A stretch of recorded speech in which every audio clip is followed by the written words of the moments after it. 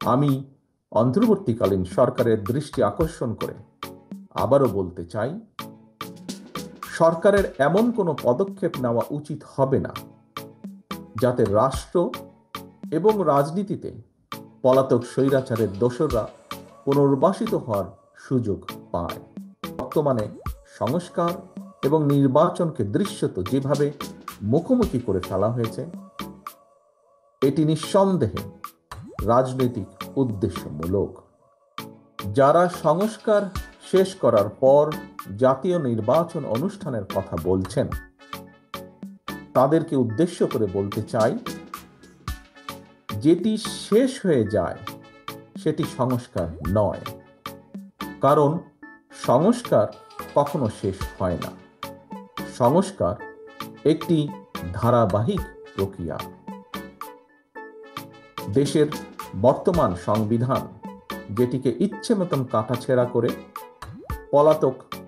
অতীত পলাতক স্বৈরাচার প্রায় তাদের দলীয় সংবিধানে পরিণত করে ফেলেছিল, সেই সংবিধানের 65 অনুচ্ছেদের 2 দফায় লেখা রয়েছে, জনগণের প্রত্যক্ষ ভোটে নির্বাচিত জনপ্রতিনিধিদের নিয়ে জাতীয় সংসদ গঠিত হবে। সংবিধানে সুস্পষ্টভাবে উল্লেখ থাকার পরও পলাতক ফ্যাসিবাদী সরকারের আমলে সারা বাংলাদেশের মানুষ দেখেছে, বারবার সারা বিশ্ব দেখেছে, বারবার জনগণের ভোট ছাড়াই গঠন করা হয়েছিল জাতীয় সংসদ। পলাতক স্বৈরাচার সংবিধান মানেনি।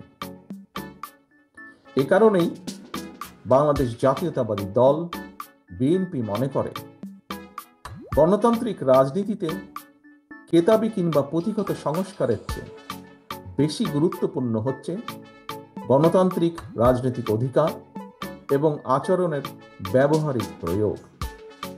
জনগণের গণতান্ত্রিক চর্চার মধ্য দিয়েই কেবল সংস্কার প্রক্রিয়া টেকসই এবং সফল এবং কার্যকর হয়ে উঠতে পারে।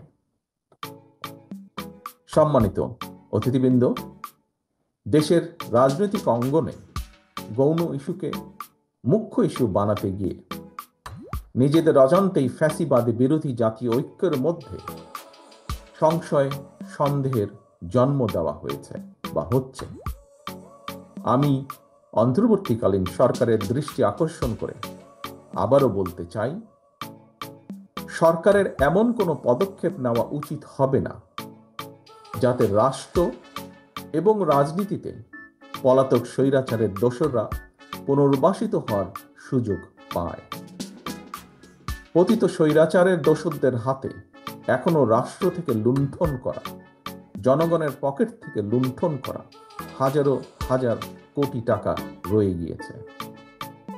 এমন পরিস্থিতিতে জাতীয় নির্বাচনের আগে স্থানীয় নির্বাচন হওয়ার অর্থ সারা দেশে ঘাপটি মেরে থাকা পলাতক স্বৈরাচারের দোসরদেরকে রাজনীতিতে পুনর্বাসনের সুযোগ সৃষ্টি করে দেওয়া।